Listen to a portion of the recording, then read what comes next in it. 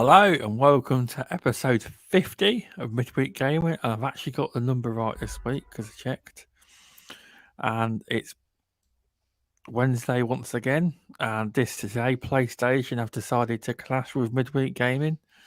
But we battle on to still do the show. That's where everyone is watching State of Play. But anyway, if you want a good graphic design, avatar, gamer picture, etc., any good graphic work, please check out the Graphic Gods website, www.xboxgamerpics.com. And this week we have guest back from the dead. How are you doing? I'm doing pretty good. Thanks for having me on again. Been kind of fun getting back to going to work the last couple of days. Off today after my week of vacation last week. Got to play a bunch of games, hang out with friends, and so it was really nice. A friend of mine, I asked if he could bring back the PlayStation games he was borrowing from me, and he also gave me Miles Morales, so I was streaming that a couple hours before this, and been playing Destiny last week of the Halloween event that they're running right now, and finished up Far Cry Primal. So that's all four of the Far Cry games I bought so far.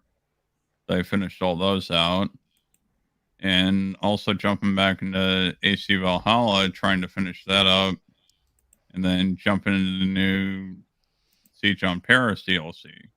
Yeah, plenty of stuff to play, and looking forward to jumping into Forza Horizon next week. Good to hear. He's been like bored then. Oh yeah, sure. I've been so bored. I don't have unreal. enough to play. You know. You have no games. You have nothing to play whatsoever. It sounds like you're having fun then. It really does. Which is good. Mm-hmm. Some good games there. I've never really tried Far Cry games. I haven't. I wasn't really that into them, and there was a Ubisoft sale at the time. The Console and Mav were both talking heavily about them because they're huge fans of the series. So I figured if they're really cheap right now, might as well pick them up and check them out. And then played through all four of them, enjoyed them all. I think Far Cry 5 was probably my favorite because I enjoyed the story the most. But yeah, eventually I'll pick up Far Cry 6 and check that out as well. Yeah, no, that's good to hear. I mean, sometimes you're not always a fan of a game, and you try a game and you really like it. Well, that's good to hear that you've jumped into Far Cry and you're liking Far Cry 5, and eventually, if you like it enough, at this stage you'll probably catch it on sale. You will at a later point. Yeah, what was that? Primal was the cheapest one. It was only $8 when it was on sale. The other ones, Far Cry 5's Ultimate Edition that came with Far Cry 3 Classic, I think that was on sale for like $32. So you were getting two games at that point for that price. So yeah, overall it was pretty cheap to pick up all four of them. Did you get Blood Dragon? Trials of Blood Dragon. I think I already had that from Games of Gold. I haven't played that too much, and I still haven't played Far Cry 2. It's on the 360. They gave that away a while back as a Games of Gold as well. Mm. Good to hear. That is, yeah. It's good to hear. Now, who we go to? We've got a big panel today. Everyone's commenting how big the panel is because Mr. Tushi's actually showed up. How are you doing, sir? I'm doing all right. Living the dream, and glad to be back. Work's been a bastard the last few months with all these 4 a.m. starts and stuff. But tomorrow I've got up at 5:30, so it's not too bad. Not too bad. An hour and a half later, it's not. Yeah, it's not worth it. It's worth it. Yeah. I ain't been here for quite a few weeks now, so I don't know when the last time you came on was. I can't remember. 42. 42. Is your memory that good? I think it was 42. That's why.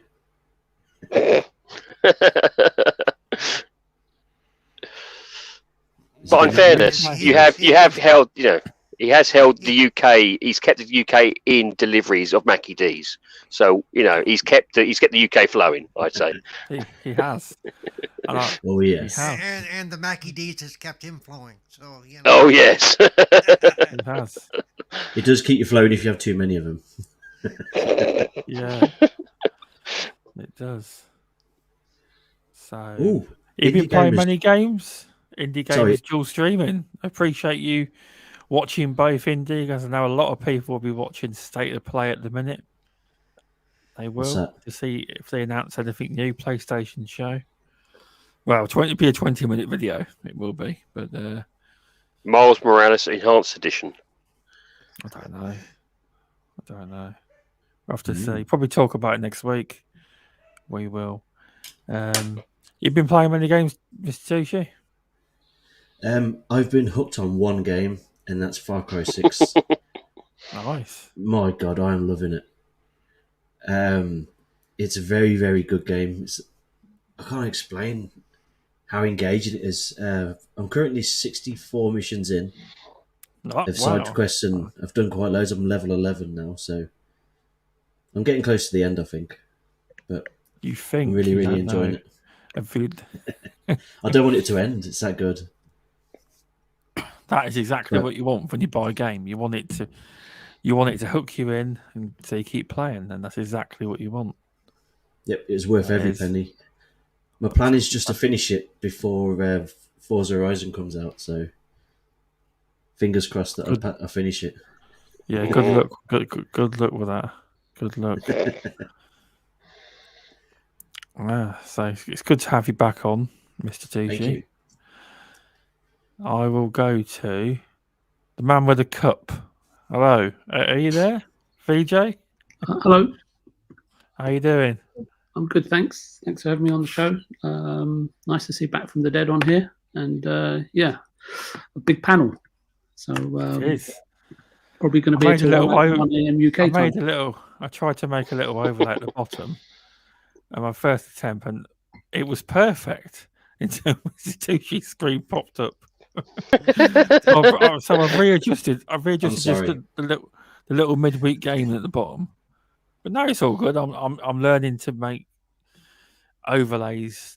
I'm trying to make it look a bit better, but it's going to be a learning process. It is.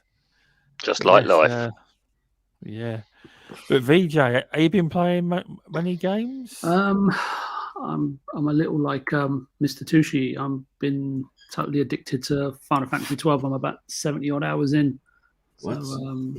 that's all I've been nice. playing. Yeah, it's really good. Other than the odd bout of Back for Blood with Removable and Masuka and yourself. Yeah, I need to get back on that. Yeah. I really enjoyed that. I hope they're not famous last words, sir. But we will talk about that today. But yeah, Final Fantasy 12, yeah, a brilliant game. So I'm really enjoying it, and it's in Game Pass. Good to hear. Animated Evil, how are you doing? Hello. Thank you for having me back on as always. Good to see you all. I was a little remiss last week. All good though. We're all back and happy, and yeah, glad to be here. What have I been playing? We attempted yesterday to stream some The Ascent because I've not played it for ages until I broke it. Did I not? Back from Dead. Again? I broke it. Yes, I broke it. Honestly, Right, you seem to break it all the time. Jesus Christ. You even called it out, right? And you said, I'm going to break this. No, And I you broke the game. said, I'm going to pull the trigger, and then that was it. Black screen for all four of us. So yeah, there was me, Masuko, Back from Dead, and Wubafat were trying to play. So yeah, it was quite good. I just said, "Are you all ready? I'm going to pull the trigger." I pulled that trigger, and it just. I'm starting to think it's you're the problem. Every time that we go for Ascent. Maybe it's me. I've been playing that, and on Monday I restarted a sort of classic style RPG type turn-based called Earthlock, which is an absolutely fantastic game. If you've never played it, if you like turn-based, VJ may have seen it before. It's very Final Fantasy-ish. That is also a good Okay. game. And yeah, like Mr. Tushy, nothing but Far Cry 5. 6. Good to hear. You haven't, are you as engaged as he is? Are you that hooked on the game?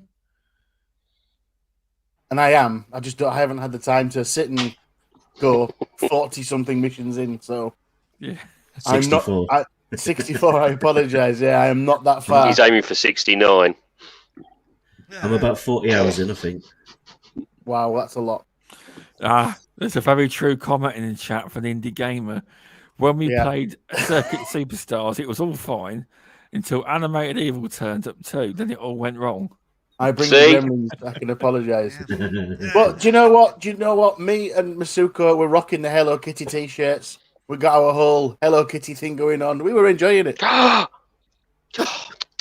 couldn't be Legion of Spoon without you, removable. That's about to save it. Yeah, the Legion of Spoon. Come on, we'll get back on it again.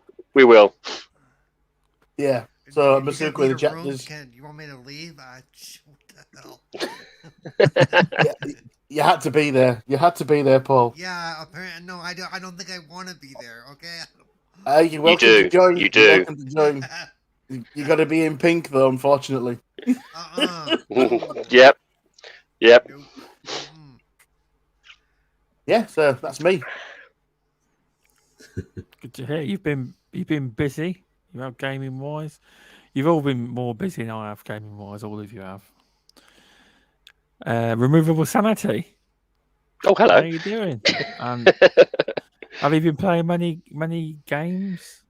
God, no. I'm not like Back for Dead, or all the other characters here. I've been my sole element has been working and looking after newborn. So, but I have been playing. I completed Sable. Finally, managed to complete Sable. Fantastic game, fantastic indie game. I'd recommend anyone to play. It is a really lovely little indie game that really deserves a bit more attention than it got, and it is on Game Pass as well. So do have a look. And of course, you're then playing Back for Dead with you and VJ and Masuko. Here's and hopefully we'll get back animated again because I kind of miss him legging it off. You've got, I'm sure he'll got break back. something in there. You've got. I swear you've got Back from the Dead on the mind because I think the game's called Back for Blood. It is Back for Blood. It is. I've got Back for the Dead. You know what it is? I see Back for the Dead. I see it Back for the Dead, and I'm just like thinking, it's all good. That's what it is. It's all good. That's what it is. Yeah, plenty of people made that By mistake the way, with you Lemon.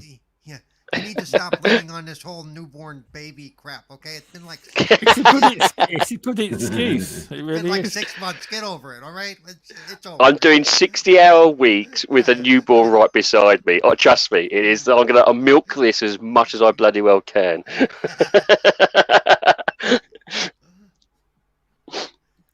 But apart from that, no, that is it really for me. Been doing rather well. I'm focusing on the family, focusing on work, and trying to squeeze as many games and indie games in as possible whilst I can. And obviously, that's trying to catch up with watching indie streams and anything else indie related. As well as obviously then trying to catch up with everybody else on the panel here. So Exactly. tough week. Yeah, exactly. So, Cerebral, how are you doing? Fine. Oh, it's my turn finally. There's only 12 of us. I'll go last. No problem. No, I'm doing good. Let's see what I haven't really been playing a lot. I have done a little bit of Back for Blood. I've done actually some Rainbow Six Siege the last few nights because of their little Halloween thing with the ambassadors. But primarily on Friday and Saturday, I did the Dark Pictures trilogy, the latest one, House of Ashes. Amazing game.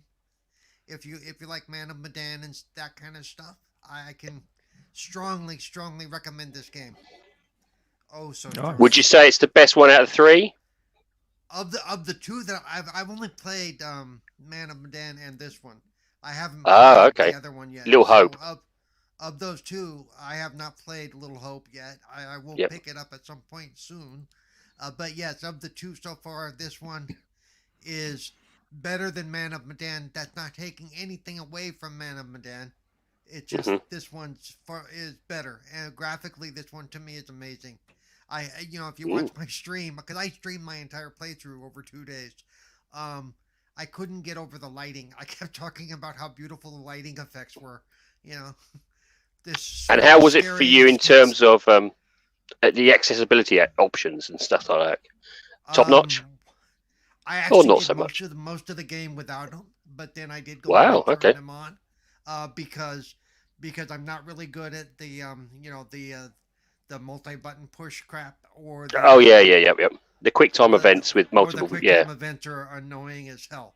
So I turned those off. The problem is when you turn those off, it's not that they don't give you the achievements on some of the stuff, you don't have a chance to get them. Because it automatically skips over the event and gets you to the next part of the story. So I'll have to go back at some point and play. Well, I was just about to say, does it support co-op play? So you could actually pass it to someone else? Hang on, StreamYard just screwing my mic again, I think. Pain in the ass. Yeah, apparently you're a bit low, chat have been saying. Not according to my side, but damn StreamYard. It sounds alright to me. A lot of people have problems with StreamYard. I mean, how do I sound in your guys' ear? That's what I'm wondering. You sound good here. See, that's what I don't get. Everything says I should be okay, except the stream says it's screwy. I don't know. We'll work it out. Okay, so we'll try that. Or I'm just going to do that. We'll go with it. I don't care. Anyway, so there we go. But does it support co-op gameplay? So, because I know you can do like a film series where you actually had someone else in, or 2 or 3 people in, to kind of go through the story with you. I want to try that. I want to try that so bad. Yeah, because they could do the quick time events for you, is what I'm thinking. In which points you should get the achievements then. Yep. And I think some of the achievements, I think some of them are secret, but I think some of them, the only way to get through them is like there's one for everybody survives. I cannot see that happening playing solo. You're definitely going to need to have a full crew with you, co-op, to do that, I think. Because of the way the QuickTime events work and the choices that are forced upon you at that point. Because, some of them are pretty... But the game is amazing, and the game is very suspenseful. It does the atmosphere thing very well. So, yep, I cannot recommend that enough, and maybe some of you here would want to go, if you have that game, or even if you have Man of Medan, because Man of Medan has the same functionality, and I've never gone through that with another person either, and it would be interesting to see. Yeah, I've got that. So what we'll try and do is we'll try and set something up sometime for that, because I'd like to try. I actually started like literally the first 5 minutes, and then like a magpie, something else caught my eye, and I spent most time looking at that. So I need to play the storyline, because I'm still kind of bare bones on it. But when I first looked, it's like, wow, this is good. Yeah. Okay, so I've turned everything up on my side that I can. Anybody else still complains about it being low? It's something else. You do sound like the mic. It sounds like it's gone up in volume. Yeah, it does sound like that. Well, it has, but now if anybody gets so close as next to my house, you may pick it up now, because I've turned the gain way up. So.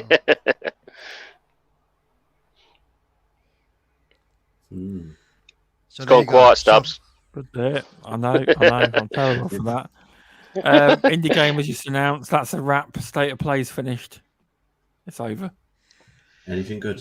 Anything good there, Indy? You have to ask Indy. Indie Gamer, thanks for stopping in. And Masuku and Judzilla Music, Dragon Wolf, Animated Evil. Hi. Cerebral Paul. Cerebral Paul. I haven't typed anything in chat. Yeah. So wait a minute. She has typed in chat, I think.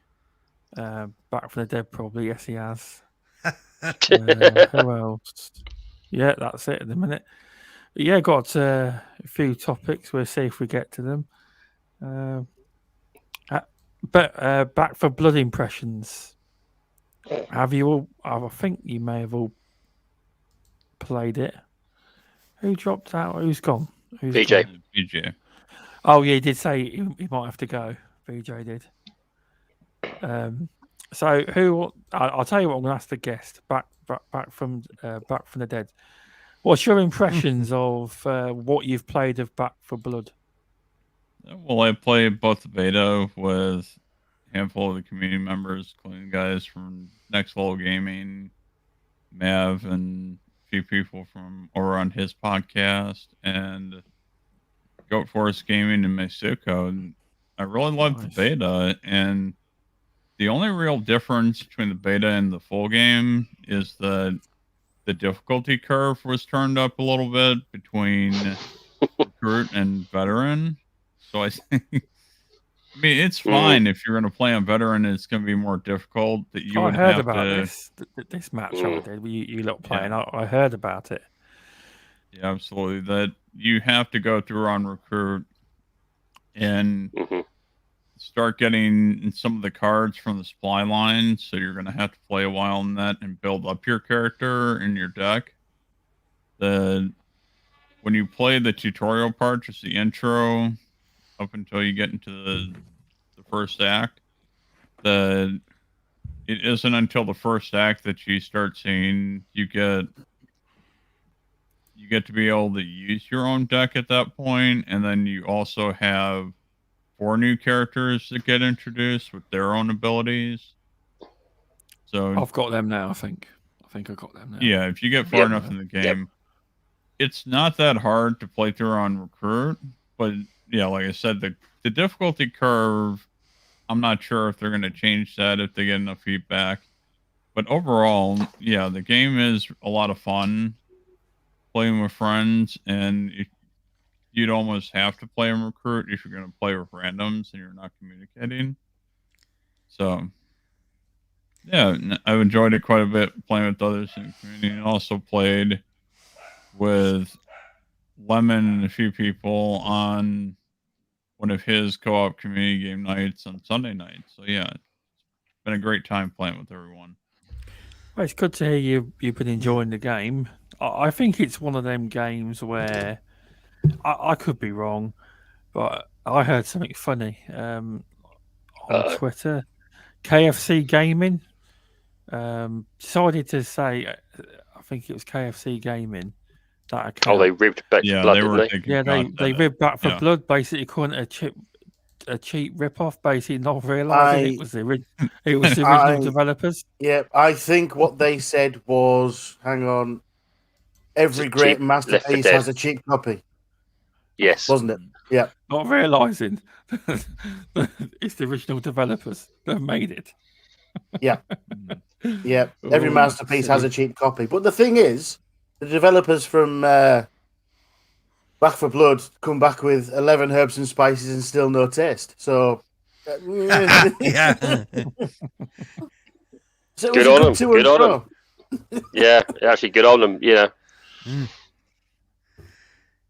So you know, and I would say, because I played it quite a bit, I think even on recruit, it could be a little overwhelming because, you know, when I'm the one playing with a group of people and I'm the one carrying the other 3 people, okay, they are screwing up somewhere, okay? Because that should never be happening. I should not be the one going, okay, guys, I have to come pick your ass up. No, this is not right. It just means you're too good. Don't try and get out of it now. You're just too good. That's what it is. No, but one thing I like about the game is it does randomize the encounters. You can go through the same area 5 times and run into 5 different things in 5 different places as far as the big monsters go. And so it's different every time. And which doors you can unlock is different every time. Or not necessarily every time, but it randomizes some stuff, which gives it great replayability. You can't go, this is always going to be here, this is always going to be here, because you don't know that. But I will say it's still buggy as all get out, by the way. It is extremely glitchy. There are times when monsters get stuck in walls and stuff, which make them really easy to kill, by the way, because they aren't fighting back. You know, I mean, that's how I got the jukebox achievement the other night. 2 of the big baddies got stuck in the fence outside the room. So we just... You lucky sod. Yep. You lucky absolute sod. I've tried that with a couple of people, and no matter what, we always seem to keep bloody breaking that thing. And it's like, just... Yep. Yeah. So, yeah, it's still got a lot of glitches in it. Yeah, I got lucky getting that achievement. Can't remember who I was playing with, but it wasn't too bad for us. I don't know if I got that one. I will have to look it up. But after I played No, we didn't get an R play. No. Well, after it was weird because all the achievements didn't pop. But when I left the game, when I quit the game, they all started popping like loads. I love that. No, I actually love that. I wish more games would do that, especially once you finish, then you get Yeah, when you go back to camp, they all pop. Yeah, especially in an action-packed game like that, because if you're in a fight, the last thing you need to see is shit popping up on your screen when you're trying to, So I like the fact that they did that. I really do. Or even worse, it pops when you're right in the middle. If you've got subtitles, you're trying a really in-depth storyline, it pops right up, and you're like, I can't bloody see what they're saying. See, when I played it, I thought the game was quite because I played with Animated Evil and let me remind me, Animated Evil, who we played with. I didn't play with Animated Evil. I played with Removable Sanity. You really didn't play with me. I didn't want to say anything. I was waiting for Animated Evil. Animated's like what was this? Animated, Animated. I don't remember playing with you, let alone anybody else. I was just thinking then. Did we? Have I lost days? When did this happen? I've forgotten something. No, it wasn't me. Oh God! Oh God! Honestly, play with? Because I forgot. It was Masuku, Removable, yourself, and I think we had VJ. That was it. Yep. No, actually, Masuku wasn't there. Actually, it was a rando. It was because because Masuko was busy that day. Yes, busy. You did ask him, but he was busy. Yeah, because we were playing, and because he kept going on about it's hard and all, and we were flying through these levels, and Removable kept calling me the good luck Lucky charm. I don't know what it was. There was literally Animated. Tell you, sure. We was like with Animated, VJ, Masuko, and myself. And literally the first level, with the boat at the end, it took us bloody 4 or 5 attempts to get through that bloody level. My fault. Stubbs comes on. That boat. Now, to be fair, that boat is the first time you experience that boat stuff. It's very confusing on what you need to do. So Yeah. Well, we couldn't even get to the end, and then Stubbs turns up, and it's like, we're done. And we're like, what? Removable was like, run to this point, and he's very good with instructions. He tells you what to do. Be honest. That's not what other people say. I've never been I've never been shouted at so much as when I ran off on that game. Animated, where are you? Come back! Come in! I don't know why, but I turn into like a little mini Hitler, and I feel so bloody ashamed of myself. Halfway, it's like, come on, just go this way, go. He was like, in one of the sections, he was like, go back to where you come from, and he was like, where's Stubbs gone? Oh, he's already there. How did he get there so fast? I was just running past the zombies. I wasn't kidding them. I was just running. I just kept running. I got there. Because apparently he said to me, only one of us has to get there to complete it or something. And I got there. Yeah. Everyone else got wiped out. Stubbs literally got to the other side of the bridge, and then we made it through. And that was his first attempt. And I was like, never ever had that happen. I think there's actually an achievement for that too, running through without killing any zombies or something. I think there's actually an achievement for that. And Jesus, good luck. I always get one hit me in the back to slow me down. Yeah, that's it. Yeah, that's the worst one. You're trying to run away, and it's like it keeps going bash, bash, bash. You're like, just let me go. Well, what you need is especially for that achievement is you need the stamina boost. When everybody plays their cards, you do the stamina stuff, so everybody can use dirt through. I think that might explain why you made it too. That's probably it. Yeah. Welcome, Dragon Wolf. Welcome, War Stew, and welcome, Pixel Slapper. Thanks for stopping in. Yeah, it's okay, guys. It's all right that we're your second choice. That you'd rather watch a Sony State of Play than watch us. That's fine. Totally fine. Totally fine. No, it's finished. But it was actually it was a laugh a minute, wasn't it? I think if I've played with randos, and whilst it's okay, it's not bad, and you can speak to strange people, and you can get on rather well. I think it hits perfectly when it's friends, though. As Animated politely put it out, me shouting at him just felt much more at home than me just trying to shout at some random person. This is very true. It felt natural being yelled at by you. It's all good. I feel guilty. Literally, I feel shameful and guilty every time I bloody play for that bloody game. I tell you, I don't know what happens to me. You're very good at horde mode as well on Gears. When we were playing horde mode, you also organising everything there. You were. I don't know. Maybe it's just a team thing. When I become team thing, I somehow just automatically turn into some sort of narcissistic leader type that just goes, do this, do that. I want to get to the end.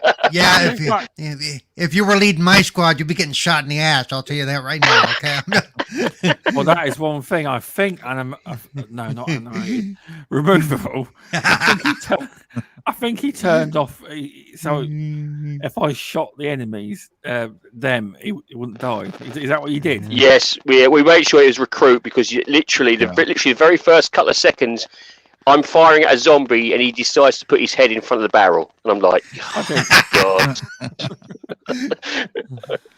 At which point it's like, I'm just going to avoid Stubbs because I can guarantee he's going to be one of those guys that no matter what always sits in front of your barrel. So the problem is as well, when you're covered in blood and all that, do you actually look like the enemy? Yeah, that is part of the problem. I can't see doing it on a harder level.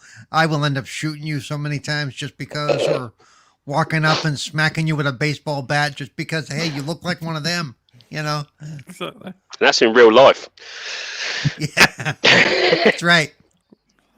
But with this game, I mean, I could be wrong. I think, obviously, there's a lot of content there, and I've only played a tiny bit of it. I think it may be one of these games where they could potentially, if people they keep the game good and fix everything, some of the bugs in the game, to keep it going. Do you guys think there's potential for this game to, after all the end game content, that's what people like to say, do you think there's a potential for them to just keep adding new DLCs and just keep going for a few years, like that kind of way? Do you think that's the kind of the goal, the end goal for them? Would you guys like to see something like that? I definitely wouldn't mind that, but I think if I remember correctly, they said they weren't going to do that. Okay. Thought I might remember hearing that, but yeah, if people are enjoying that much, I wouldn't see anything out of the realm of paid DLCs to extend the story, maybe an act or two, depending on how far they want to take it. Yeah. Or are they going to do like they did with Left 4 Dead? Or are they just going to do sequels flat out? I mean, it really, Well, they did both, didn't they? Didn't they do a little bit of DLC and then they moved to sequels because they wanted to try? Did they do DLCs for Left 4 Dead? I don't remember. It's one. It's been. I thought maybe I'm being silly, or maybe it was just an update, but I thought they did something. And then the reason why they did Left 4 Dead 2 was because they had so many other ideas they couldn't put it under one DLC, so it's like, right, we'll just do a sequel. Okay. Again, I could be completely wrong. Animated's pretty good for this sort of thing.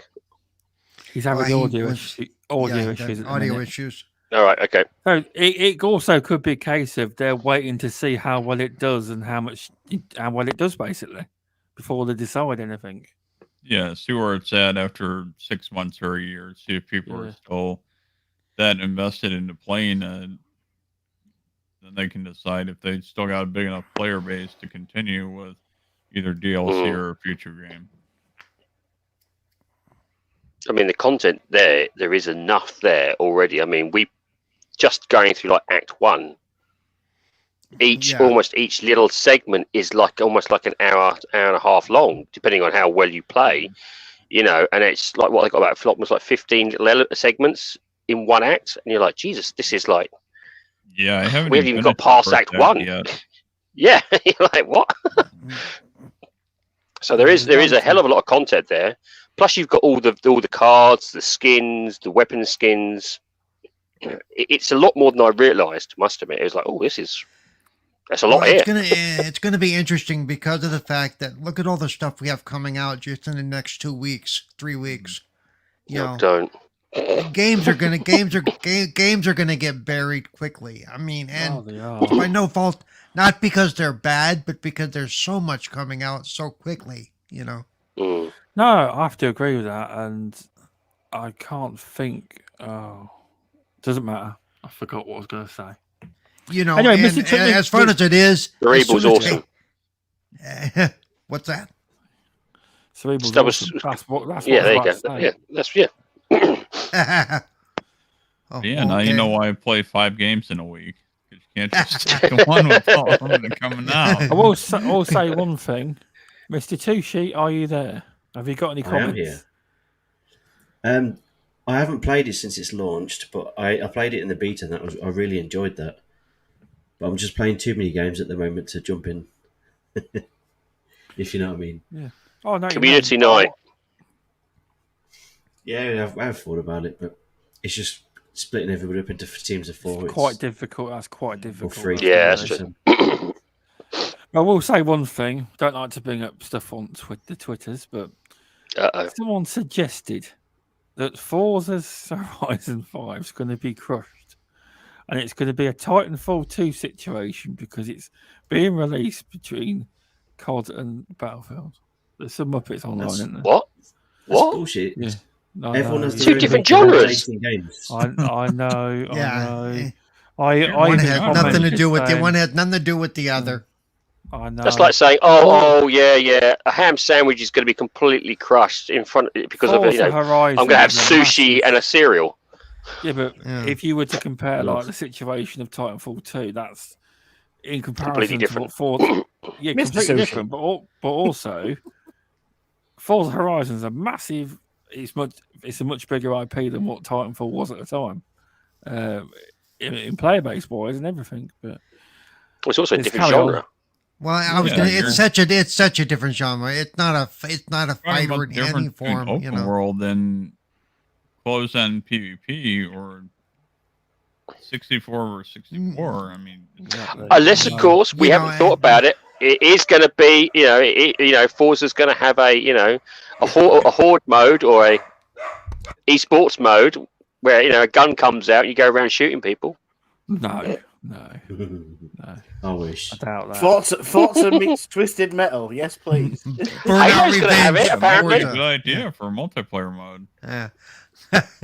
But it's what was I gonna say? Like community game night, yeah, we like Titanfall and stuff. It's cool, but when there's a lot of us, we want Forza. I mean, it's Forza. It's easy to. Is that because it's easier to Ram Tushy. host? Yeah, Yeah, is that why it's far easier to host it? yeah. It's easier to host it, and you tend to have more options, and you can have a lot more people. It's interesting. At least for me, I think as much as I love Titanfall, they've had a lot of problems with their servers and stuff the last few times we've tried whatever. But yeah, if you want to draw in 16, whatever people, Titanfall won't do it as fast as Forza will. People are more willing to go to Forza, as long as you know what though. And guys, we're gonna have to check this in a few weeks here. If they got that stupid thing where you've got to go through all 4 seasons or whatever, it takes like 6 months before you can do multiplayer. Screw that shit, okay? That stopped me with Forza 4. I'm not going to be honest. That stopped me with Forza 4. It's like you have to be level 20 to just like, okay, I can't be bothered then. Because, at the time, I literally, Well, you actually I didn't have, no or you had to time. do, or the problem was you had to do all 4 seasons, and you had to do races within those seasons, but it wouldn't tell you which events you had to do. You had to figure it out. Okay, it's the Horizon events. All right. So, now we kind of know, but still, they made it a little difficult to actually just, I want to go play multiplayer. Well, have you done it yet? I mean, we've had people that took 6 months to almost a year before they could actually play multiplayer with us. It was ridiculous. Time And to I still fess- didn't do it. Time to fess up, Tushy. How long did it take you to realise, or for you to let me tell you there was a drone mode? I've been playing Forza Horizon weekly since it's launched, and I only found out about, was it 4 months ago? There's a drone mode. I can chase the cars for miles in a drone. It's awesome for recording videos. I had no idea. I never knew. I never even knew it was there. It's because the UI is so cluttered in it with all the crap on the screen. It gets missed out. Mm. But I've made some good videos on that one though since. Yeah. There's been some good ones, especially from when we've all just been messing around and stuff as well. Especially when you decided we'd go drifting for a bit. Some of the videos you captured there were really good. Also, I'm hoping to do Forza Horizon 5 on Community Game on its early release launch day if many people have got it. But it depends if you got to do the 4 hours of online before you can start it. Well, that might be an idea to get rid of it. Yeah, get it done with. Do you get the early release if you have Game Pass? If you buy the premium add-on bundle. You have to buy the premium. That's a no then. Ugh. Okay. It's only a week anyway, so. It's not even that, is 4 it? days. Like 3 days. Yeah. Is it 4? 4 days.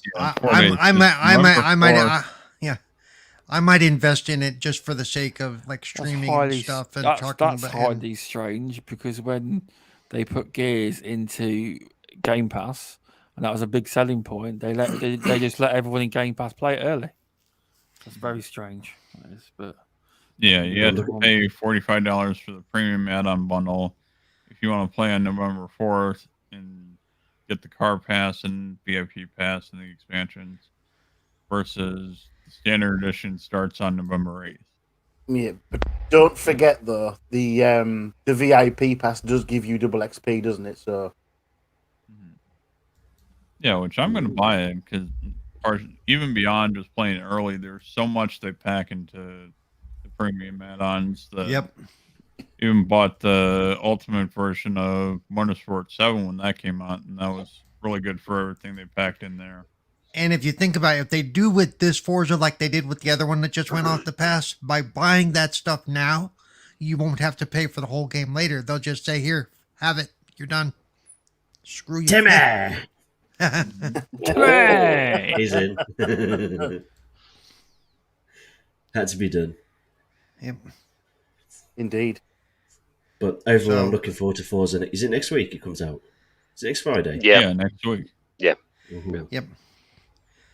Tomorrow, for me, I'm Community looking Game forward Night's to... cancelled. Yeah. next Thursday, Tushy, I believe. Sorry, go on, Paul. So when can we Yeah, it'd play be it? Thursday. Tomorrow, let me finish it. For me, I'm looking forward to Age of Empires 4. It's the 8th. Don't you have something to do tomorrow? Some show or something I'm doing. It's no big deal. Yeah, something particularly. Yeah.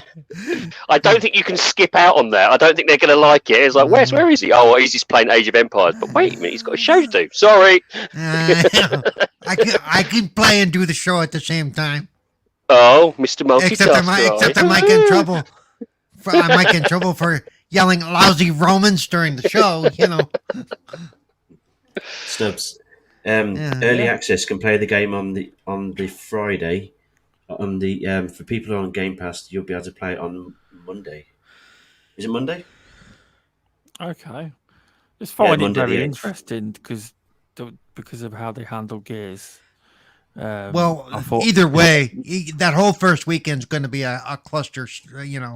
Anyway, everybody's going to be trying to play. The servers will be overrammed anyway. It'll be crash. You won't be able to play it anyway. So there you go, Tushy. I'll be in there. No, it will be fine. I'm sure it will be. Welcome, Lady Foxfire, and I think I missed Invader Gaming. Thanks for stopping in. I think I've seen him. Yeah, I did. Yeah. And next topic. We will. Who's seen the Halo Infinite campaign reveal? Mm-hmm. Any thoughts on it? Back from the Dead. As you're the guest, I was told to ask the guest first in most cases, so I will.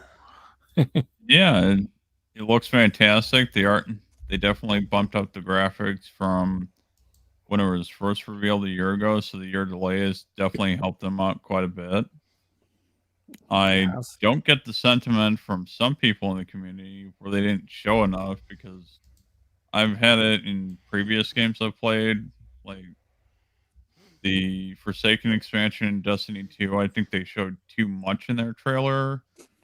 So I actually liked that they only showed different elements of what you can do in the gameplay with picking stuff up and throwing it with the grapple, the different enemy types you would expect, and the way their different armor is designed, the new RPG elements that they're infusing with the game, the outposts that you can take down, the vehicles that you're going to be able to find, and giving you an overview of how the minimap is set up. They packed quite a bit into that 6-minute video and I swear one of the enemy types was an elite with the 2 red swords. I think that's actually a specific type of elite that I would have to almost have somebody who understands the lore or has read the Halo books to know exactly what type of elite that is. So there's a lot packed in there, but it doesn't make sense to me why, or at least for myself personally, I don't want to know the story entirely going in. I want to be surprised, and get a first experience rather than how you watch some trailers for games or movies and, well, I don't need to play the game or watch the movie now because I already saw it all in the trailer. Well, yeah, it's true. I mean, I never understand what they want. Do they want to see like the entire first level walk through? I mean, Yeah, it's like, well, then why are you going to play it? Yeah, that idea never made sense to me. But from what they did show, yeah, I think it's fantastic. It'll be great to jump in. It still doesn't curb my concerns about the game as far as the story goes. I think they're on a good pace they were talking about trying to bring back humanity's hope from the brink of their possible destruction from either the Banished or the Guardians or just well, it sounds like an underdog tale, doesn't it? Halo at this point. It actually, I believe I've read or heard somewhere that the story continues from Halo Wars 2. And yeah, the bad guy, that is it, Astor. But Halo 5 was mentioned as well. Yeah. There was all this stuff. I was trying to say Asterix. Yeah. It's not him. Sorry, there was all this stuff beforehand saying he wouldn't. They told people it was like a new game. People wouldn't have had to have played the previous games, but by the sounds of it, you kind of had to have played the previous games. But I think in this storyline, you'll be fine if you haven't. I think. Yeah, if they set it up well enough, because they've made mistakes in Halo 5 where they didn't explain the characters well enough or introduce them to a point where you understood who they were, where they were from, if you didn't read the books. So that was my problem with the previous game. Hopefully they do a better job with that, and as well make sure that they introduce the Banished in a complete way, that if you're not into playing RTS games, so you didn't play Halo Wars 2, I would hope there's enough of an introduction to them in the story that you would understand who you're fighting throughout, rather than people guessing. It's like, well, okay, I went from Halo 5 to here. What's the in-between story? So, but see, to me, you should never have to have read a book to understand a game. I'm sorry, you shouldn't have to reach out. You shouldn't have to reach outside of the known. If you're interested in it, that's cool. But I shouldn't have to read a book to understand a movie either. Yeah, if you want a deeper knowledge of what's in the game and you want to see more details, I understand reading the books. Explaining some of the characters, you could really quickly do that in a voiceover, video clip or whatever. You kind of you've hit something on the head there, and I don't know if anyone kind of spotted it, but that sounds to me what the new Cortana is there for. Right. Because she's kind of like, her aim is to find Cortana, the weapon, but it almost sounds like she's kind of as oblivious to you, so she's almost going to be asking questions, and it'll be like, well, the Banished, well, they're this, she's almost there for that particular reason, as well as obviously being there for other reasons. It sounds like from the trailer, Right, it looked like that. Like in a movie and a TV show, when they have a person ask these questions to get those answers, it's basically Exactly. to Yes. flesh things out. Yeah. It's without Yes, having yeah. to go through the whole damn thing. You know. Well, that's Mhm. confused me because I got from that trailer that what you're calling Katana isn't her, and she was replaced, and they've got to That's- find that's out right. what Katana done wrong. So what's she? That's right. What's that AI called? If I- that's not really Katana. They gave her name, but I can't remember. They what did, it is. yeah. I kind of forgot what it was, but it sounds like she's there to do a couple of things, which is also push the existing or the history along, as well as push the story slightly forward, as well as Right. almost provide some light entertainment. You know, she's almost like the little chuckle. You know, I think one of the scenes I saw there is like, it kind of seems that The weapon. everyone's. Why is everyone trying to kill you? Yeah, Just weapon. because you're saying that AI is called the weapon. And Should have some gone of with the Alexa. stuff, yeah. Yeah. and some of the stuff I know has been done like at the beginning of games, and some people totally miss it when they do the big video at the beginning of the game, and they say, "Here's what's been going on, and here's where we're at, and here's what happened." People will totally blow past that, Stubbs, and then go, "I don't understand why that happened." You know, and not that anybody here would do that, Stubbs, but you know. But yeah, Well, I think maybe I will that's agree with help. you, Cerebral, because they did this with Gears 5. There was actually they made a book. They launched it just before Gears 5, and it was what basically happened. It was the Prequel part explanation. but it basically where you left off in Gears 4, it continued you in and it led you into Gears 5. And many people didn't actually read that or listen No. to the audio Right. book or Oh, go I on didn't. YouTube. No, Yeah, exactly. but the and- story and that's between exactly what I'm 4 saying. and 5 that was That's story what I is decent enough think. that You you should. could That's adjust what I'm it. saying. You shouldn't have to. You shouldn't expect your fan base to go out and buy a different medium to figure out what the hell happened. You know. Exactly. You're And with right it there. going more open world and you being able to go out and discover the Spartan cores that you're going to need to upgrade your suit and your abilities, and the outposts that you're going to go take out to find different vehicles, there's enough space in there that they can contain more lore or collectibles that Mhm. could give you more story on top of it. Somewhat close to the kin of when you play Destiny 2, there's lore that you find throughout playing the game. They can do something more akin to Halo, where they can include more storyline if people want to see it in that fashion. Right. Speaking of outposts, did anyone who saw the trailer get a slight impression with regarding the outposts? I mean, they look Yeah, great. They definitely. look amazing. Yeah.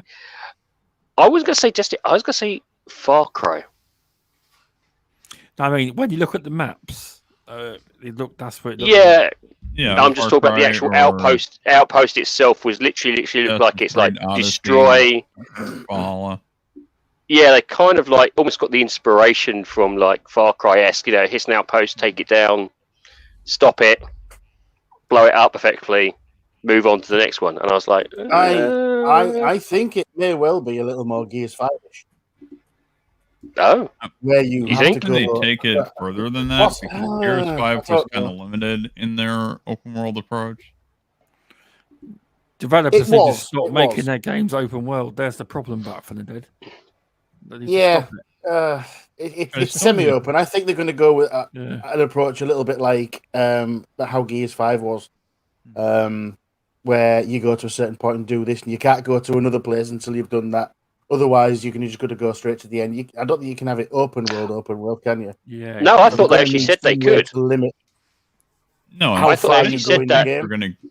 I Whereas still with think Far you're Cry, gonna you get can go wherever you some want. linear levels, but at the same point, you might get remember open parts. Gears 5 that you couldn't go somewhere until you did specific outposts. That makes sense. Yeah, but didn't they say in the So you trailer? I had to thought do they this, said it do was. this to unlock that bit. So I think they may go down that way. They may have extended them a See- lot and maybe done sort of a mishmash between the two. I have to But, say that's yeah. one thing I like about Assassin's Creed, Valhalla especially. No, you can go anywhere you want in the world. You may get your butt kicked, because these guys are going to be like 27 levels above you, but you can go in there if you really want to. Yeah. Hey, Yeah. Well, I thought they said that actually in the audio is trailer. I really thought they sorry. said That's probably what you can do, but you get your ass. Yeah. You know, you're not high enough level. because I thought it said. Did it say in the trailer? It said you can go anywhere or you can explore anywhere. I thought Right. that was. Again, I could have missed me representing it, and maybe it's just in my head. But I thought they actually said that in the trailer. You can go anywhere. And so I took it literally as exactly as you said, Assassin's Creed, where you can go anywhere. But would you want to go into an area that's like 15 levels higher?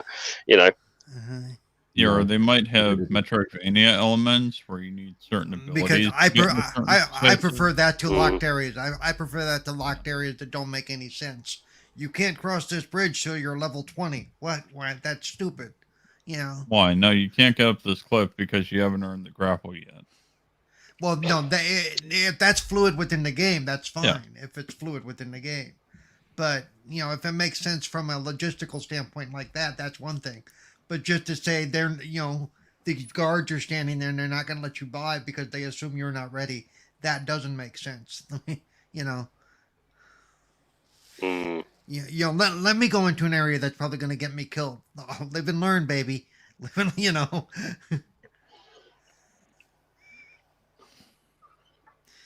You know, I Still don't quiet. like I don't like walls that are put up just for the sake of putting up walls.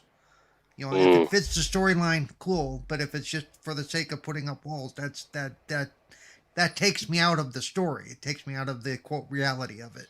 You know. I suppose the question is, will they do another trailer before it drops?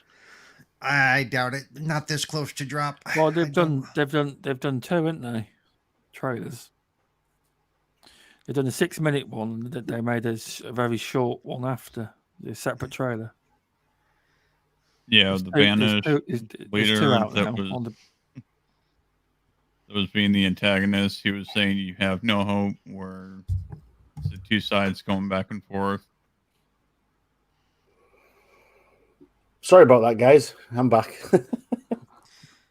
Oh, were you gone? Yeah. I mean, yeah. Yeah, I'm having some issues with my audio. It just keeps going off in my ears and everything, and yeah.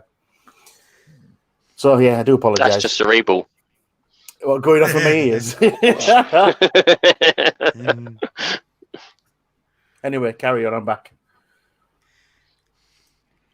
oh no, we're waiting for your input. Do you know what we're talking about? No, I'm kidding. No. Tushy's been very quiet. We need to get him Yeah. speaking more. I am very Yeah, quiet. I know. I've lost the knack of podcasting. Tushy's actually on the show and he's not saying a word. he actually thinks he's in chat. Watching. Yeah, I do. I forgot. I forget that I'm on camera. Now, from what I've seen from the new trailer, I was very impressed by it. It just screamed Halo to me. And I do like the idea of what they've done. I've got no issues, whatever they try. Like, I ain't bothered about the sprint stuff that they add, and I'm happy for anything they do. Makes the game fun, enjoyable. That's the way I Anything? see it. Not anything, but You not Doctor Disrespect anything. Ooh, haven't watched it. oh. All right then, I'll mention it. Basically, it was suggested by someone who watches his show that I mention him. He hasn't popped in chat yet, Midu, and basically was suggested that we've spoke about this before, but not what he said. Basically, if the game doesn't have a battle royale mode, then the game will be dead within 3 weeks. No, that's No. not what he said. That's not what he said. that as there. well. No. It's in that So video. Okay, what did he it actually wasn't. say? It wasn't. So what he actually said was the views will be dead in 3 weeks. What he's talking Oh, I about meant- is Oh, yeah. So because him and in that entire video you posted, it's all about these top streamers of what they can do and how many views they can get. So what? If you're not going to get many views on Halo, it doesn't matter for people like us, really, who just want to play the game. It's irrelevant. He was talking about Twitch views, YouTube views, whatever. Every single one of those in that video was just talking about views, not they never said that the game was going to die at all. Yeah, that's right. I got that wrong then. I That's all right. VR posted. I did. But But surely- they kept going about viewers though. I was like, it's all Yeah. about Twitch basically. It's basically how popular it's going to be among their audience and stuff, and they were comparing how much Call of Duty gets against Warzone, which of course there's more people watching Warzone, things like that, and more people do watch the battle royales, and that's basically what they were saying. There's not going to be no viewership, so the top streamers aren't going to play it, basically. Is he talking about when he's comparing? Was he talking about the multiplayer Halo versus any other particular game? No, basically, or was he talking about the campaign? Because that was a little bit different. Well, basically, what the point of the video was, and what he said, and what they all agreed with, there was Dr. Disrespect and Tim the Tap Man, and a couple of others who, all agreed that the viewers are going to be. If it doesn't get a battle royale implemented, and they're all saying it would work because of the way the multiplayer works, and you get the best of both worlds. If there's no battle royale, you would get no viewers after 3 weeks because the need to view it would die down. So they weren't bad mouthing the single player or the multiplayer, but they were saying to have constant viewers on your channel, that needs a battle royale, and it doesn't. Well, to have constant viewers on their channels. Okay, remember they're coming from a very selfish point of view for that kind of stuff. Yeah. They're basically very similar to an esports sort of events, and I suppose in some cases, me looking at it from their point of view, I can understand their logic. But if Halo is also implemented like make your own maps, so to say there wouldn't be content, I suspect it depends on the viewers. I think if you watch Dr. Disrespect's viewers, you're there for a particular set of content, and for him, maybe that wouldn't be the case. Maybe he's completely correct. They wouldn't be there because it would be Battle Royale. Because all he does is play Battle Royale. That's exactly. Yeah. What he does. I would have seen him play Sable, for instance. Right. A single player narrative game. I wouldn't have seen him play that. It's maybe he has, but I don't think it would have got him the viewership. He's got the viewership for that esports sort of that banter, that the very him and Tim the Tap Man have that very close banter with each other. They berate each other, which single player you probably can't do, or maybe just a standard V1 by V1 probably gets boring after a while. With the Battle Royale, I suppose it lets it open it up to a little bit more free flow, if that's the word I'm thinking of. The esports community would have told 343 because they're trying to get into esports, and they all would have told 343, "Where's your battle royale mode?" And they would have said it directly to them. You need one, and they would have. Didn't that was mentioned about almost 6 months ago? Someone jokingly said, someone about battle royale in Halo. Well, it might just be a complete They said you could create one in Forge, but they didn't say there was there at launch. That's what I was thinking, bro. Because obviously Halo, they do want to bring they do want to make Halo a good esports again, because many years ago it used to be quite a big thing. But in order to make it a big esport, they have to basically Xbox is going to have to put millions and millions of dollars into competitions to get it to be a big esport again. They will. They tried it for years. No. You need money. You have to. I'd say it's viewership. It's whether or not it takes off. Yeah, but you need to. Don't get me wrong. If you want to force it down a particular esports route, then you need to pump money in it and advertise it. But if you think about some of the games that have taken off, that have literally hit. Okay, lost. How about what's the one with the little where you're the little red guy in a suit and you're running around trying to? Oh God, Among Us. Santa Claus. Yes. Yeah, that was never originally Santa Claus. That originally bombed, and it was only when I think it was one or two particular streamers started playing it again. Yep. Then the viewership hit up. It wasn't pumped in with advertising. Money wasn't forced into it. It was actually, I think it was an indie game, and it bombed pretty quickly, if I remember correctly. Well, but then I think it was I a 2 or 3. I will say there was one politician in particular who played it on stream that she got a lot of people attention. But that was almost at its one of its peak heights at the time when she decided to turn up. But that gave it a big boost too, though. They really did. Without a doubt. Yeah. But I think it was a particular. Who was it? I think it was either Jack Septicar or something, or one of the top guys played it, and people went, "Oh, this is really amazing," and then it took off. It wasn't pumped in. What I'm saying is, it wasn't forced in with money and advertisement. So I think yes, whilst you can force it that way, it doesn't always translate. I think it's whether or not. I think the public decides, to be honest with you, what game's going to do well in esports. I think it's mostly what viewership is going to come, and also trends. I think, what was it? Look at some of the games that have kind of fallen off the board now. They've worked for 2 or 3 years, and they've kind of disappeared. So, again, I think it's more based around, because for all we know, say the multiplayer kicks in, it could hit for some reason with the viewership, and it could last for 2 years.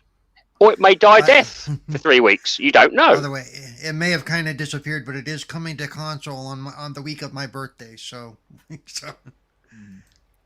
oh, for yeah, night that weekend, yeah. So for community game night that weekend, we're playing a little bit of Among Us. So, woohoo! I'll be there. How could we not be playing that on release? That's the question. Yep. How can we not? Me and Tushy have been looking forward to that for absolute ages. There's that one, and there's the other one as well. The White Fall Guys. Yeah, as soon as that releases, straight in the rotation, straight in. Yeah. What I was about to say, indie gamers probably didn't word it correctly. He says, but if you pay a big streamer to play it, that means that will work too. I did kind of mean that by the money, and they will. Right. Absolutely. Yes. But I think it's whether or not it kicked up, because I think hasn't it happened a few times where they've tried to pay big streamers to do it and it never kicked off. In some games, just never took off. The Sea of Thieves, they wouldn't. They said that they didn't pay anyone, but people were dubious of that. It kicked off. The part they are missing there is the fact that there is an expansive Halo lore community. So if they lean into that, if there's collectibles and more stories to discover throughout the gameplay, there are streamers and YouTubers that will garner a community just from that. And if there's a drip feed of content, that this actually becomes a full live service game that extends for months and years to come, that they'll build a community based off on that, not just one multiplayer mode that particular streamers would play. So eventually they'll probably put it in anyways, just to satisfy part of the community. But to say the attention to it would die off after 3 weeks, or the views would drop, your views might drop, but overall the attention of the game is going to be there just because of what Halo means to the Xbox community in general. Right. What Indy just said in the chat, if the streamer likes it, follows with live up to the name and follow suit. But that's the thing, Indy. The streamer has got to like it. You could pay someone who doesn't like a game $1 million, £1 million, whatever you want. If he doesn't like it, you can tell. Yeah. You can tell. You can tell if you're watching a stream of someone how much they like the game. You really can. You get a sense and of the it. difference is, if a game I'm streaming is boring, I'll sit there and say, God, this is boring me to tears. Yeah. If you're getting paid $1 million to stream a game, you can't say it's boring. You have, You can, but you can't always change your mental capacity to they're not paid actors, they can't pretend forever. You'll know, you'll think, this guy's not enjoying this. You can tell. Mm-hmm. You can absolutely tell. Yeah, just watch those this Twitch kind indie of streams. thing. It happened with Gears 5. I'm not saying Xbox paid him to play it, but he tried. Dr. Disrespect tried Gears 5 multiplayer, and he said it was rubbish. And he tried it, and in the end, a lot of the Gears community, the big streamers and that, they went at him. Get good, and he did. He trained and played it for hours, and in the end, he became good at Gears 5. And then he said, "Oh, this is a good game." but it's because he couldn't. He was basically streamers want to go into a game and be kick ass at it. They want to be really good at a game, and if they're not very good, they just turn around and say, "Oh, this is rubbish. I'm not playing." Right. They want to be good instantly. Which is something I always fight. You've heard me on the show fight against that kind of response. Just because you can't play a game doesn't mean it's bad. It just means you're bad at the game. You know. Yeah. Gaming is an art form, and it's all down to personal opinion. What Paul likes might be not what I like. It's a personal preference at the end of the day. Yeah, you either like the same stuff I like, or you're wrong. We've gone through this before. Only when you start paying me, dude. Only when you start paying me.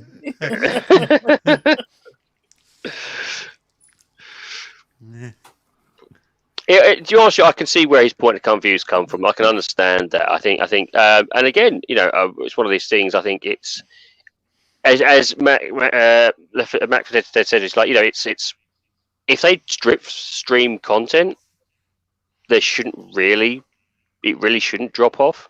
And because there is a Halo fan base anyway, it's going to take a while for it to really kind of kill and die down. So, and again, we've kind of pointed out, Dr. Disrespect is well known for particular types of gaming, and he sticks to that. He knows what he's good at. It's his brand. And good play to him. Yeah, fair play to him, hopefully he'll go into it and it'll click. If it doesn't. Yeah. Because what 343 and Xbox will do, because this is what the Coalition Studios have got, Coalition Studio partners, content creation programs. And this is what 343 and Xbox should try and do. Now, I'm not saying that they pay people to play the game. They don't. They're Coalition partners. They get like incentives, like at some point before Gears 4, I think Gears 4, they flew them all out to Canada and put them up in hotels and had them there for a week or two, and played the game and that. And they give them like, when some new skins are going to drop or new DLCs, they give them a load of free codes to give away and incentivize their partners to do that. I'm not saying, so I would imagine 343 wants to try and do this because there is quite big Halo YouTube channels that have got quite big numbers, and them kind of people. I know that's more your hardcore that would watch them, but I would imagine that 343 will be trying to get that. There could be a partner program already, but I don't think there is. But I think one of the things that Halo did rather well, and why it kicked off so, was its fun factor. It wasn't serious. It is like, what stupid stuff can we do? I mean, if I remember correctly, look at the balls, the big bouncy balls they threw into Halo. It was just stuff you could do. It was different silly modes they were throwing into it. Mm-hmm. If they can keep that fun factor, that wackiness in the multiplayer, which it was well known for, people will always still gravitate to that, because it'll be like, actually, I don't want to spend, I don't want super serious. I want something silly. And that's where I think Halo hit its niche. Mm. It was silly. It was a good campaign, but it also had a very silly multiplayer. But it also had a very serious multiplayer if you really wanted to get good. It hit that bit perfectly well. And if they can maintain that again on this one, I think it will do very similar to what the first couple of Halos did. But again, it's that fine balance. Yeah, and that depends on how many tools they give you in Forge, to the point of the kind of multiplayer modes that you can create on your own are limited by your imagination, not by the tools that they either do or don't give you. Yeah, the stuff I remember is strange. When I think of Halo, the multiplayer, I remember the absolute craziness what people were creating. It was like you'd see one guy jump into an airlock, flip backwards, throw a grenade at someone, then grab onto something and then destroy someone else. It was like, what? How the hell did he do that? It was the sheer stupid funness of it. It was never, for me, Halo was never down as a super serious kill someone and get the score. It was always seemed, at least for me, it was always seemed to be one of those, let's try and do stupid shit. Yeah, even somebody created a golf course in one of the multiplayer maps. Oh yes, I remember that. Yeah, and you're like, what But people loved it. That was the irony about it. People loved it. Stubbs has gone quiet again. I'm still here. Sometimes I wait to see if anyone else is going to jump in because that happens quite often. Tushy, are you there? I'm here with one eye open, asleep. yeah. I'm half asleep. I've been Have up a early Snickers. this morning. That's why I got my cam off. I'm literally got one eye open at the moment. You spoke about Halo Infinite campaign yet, Mr. Tushy? I said a little earlier. I was you did. really Yeah. happy with. Yeah. I was really happy with what I seen. Oh, you did. Yeah, And right. I will be getting lost in that game through December with my 17 days off work. So Nice. So I will mention something because I think Dragon Wolf mentioned it. Twitch integration is coming to Xbox, but and let's not forget this isn't actually new. This used to be part of Xbox before the Mixer thing. It was already there. They just put Mixer in, then didn't put it back in. It was on it was on Xbox One. It was. There used to be proper Twitch integration, and now it's back on the Series X. It is. It's good. It's good. It's back. It is. Because a lot of people can't seem to remember it. I remember. No, it was there. It was there. You could actually pick between Twitch or Mixer at one point, depending on which one you had set up. I think the issue I had was it was latency, wasn't it? I think they had a little bit of its latency and resolution issues from the original Twitch setup. But now, see, I have it. My Xbox has it now. I got it last night. I haven't checked it yet. I'm an alpha skip ahead, so nice. I actually have it, and I can test it. And I'm probably what I just put in chat. I'm probably going to test it later tonight. Yeah. How jealous am I? How jealous am I? But this is our YouTube now. But it actually when you connect it to your Twitch, it connected outside of your regular Twitch account. So my Xbox is actually connected twice. Once for streaming. That's right. Yeah, it went kind of through almost like a wall, didn't it? Yeah. So hopefully they've taken care of the latency issue a little bit. But like I said, I can't test it till later. Because one of the technologies that Mixer had that they're using on other stuff now was their faster than light, their FTL, almost no latency thing, and we all miss that. Yep. we all miss that so bad for playing games like Jackbox or playing games like Among Us, where that latency is killer. Literally. And hopefully they can get around some of that. So we'll see what happens. Do you think they'll bring in? Because I think if I'm correct, didn't they bring co-op streaming with Mixer? Will they be doing that? With Mixer, what you element, could do is yes, you could with Mixer. Yes, with Twitch, it's reserved for, I think, the level of streamer you are. I believe, is that right, Paul? On Twitch, partners. Yeah, I think it's. I'm not sure if it's affiliate or partners. It's one of them. Yeah, but it's really like I've been an affiliate on Twitch for over a year. I'm not even close to becoming monetized on YouTube. So if you're listening and you're still not following my YouTube channel, people, I need followers. But get your butt in there. What I would like to see for this, and but this is one of the biggest bugbears I had with Twitch, and the biggest bugbears I had with the Mixer was it was a pain in the arse, and it didn't provide a good self-creation tool for like overlays. So if you really wanted to start from scratch and put in your overlays, put in your notifications, nothing was there. It was a bare bones system. That kind of always felt like a missed opportunity, because I think a lot more people would have started to take the streaming aspects more seriously if it could have been integrated in one spot. Now, admittedly, you can do it with PC. You can put in your overlays, you can put in your notifications, you put in your, your different sound bars, your little sound bites and that. If they could have integrated that somehow with Mixer, I think that would have made a big difference. Even now with Twitch, I didn't see a way to tie in any of my overlays or anything if I stream directly from my console. So It that's would going to be so- it's going to be it's not going to be a benefit for you, is it? Because you're going to be Yeah, like, well, not actually, really, not I really. need to go back to my PC Yeah. because that's where the Yeah. best surface is. It So would be really again, it would be really nice for me if they would allow me to tie into my OBS account that has all my overlays and stuff, and know to drop my OBS stuff in, and to put my Twitch feed in the proper window where it should sit. You know, it would be really nice if that way you wouldn't necessarily, as a viewer, be able to tell if I'm streaming directly from my console or from my PC. You know. Yeah, I agree. same. Twitch does have some custom overlays that are tied for specific games. Even if they allowed you to do that on your Right. console, Yeah. would be helpful. Yep. Where But like I said, I'll be messing with it tonight. We'll see what happens. I'm thinking it's Yes. probably just going to be my Bare game bones. on the screen, and it's going to be extremely bare bones like Mixer used to be. Yeah. Mixer Ain't used to them have a fun- overlays? Sorry, so I'm going to Tishy.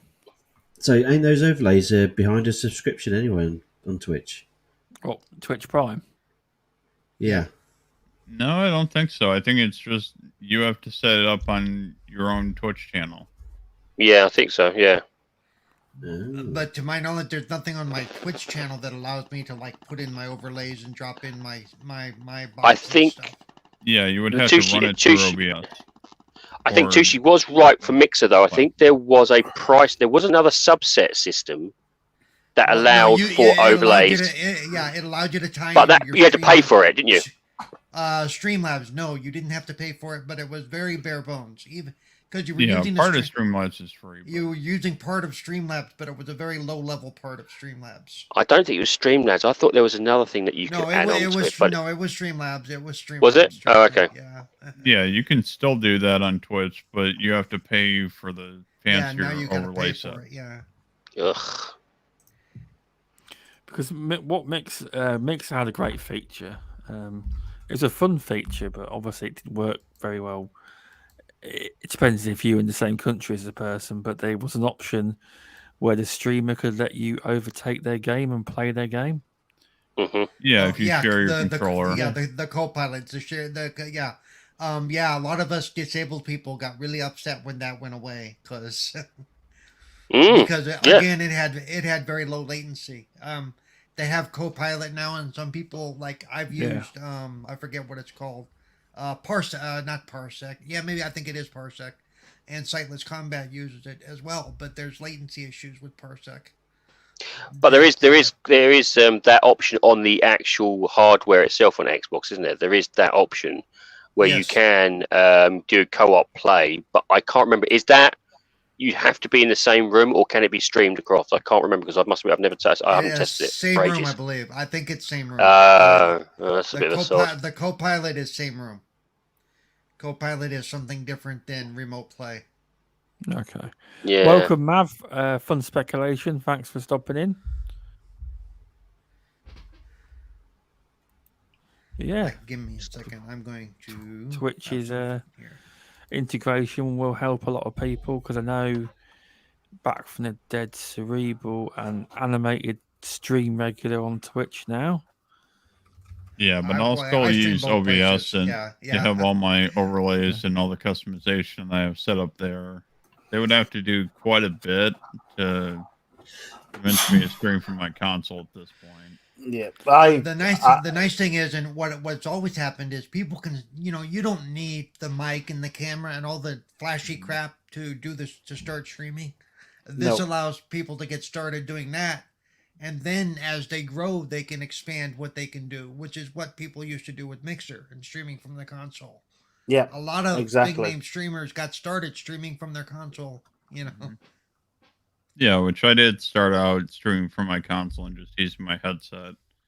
It's just when you want more Yep. customization aspects that you have to have a PC with the way it's set up right now.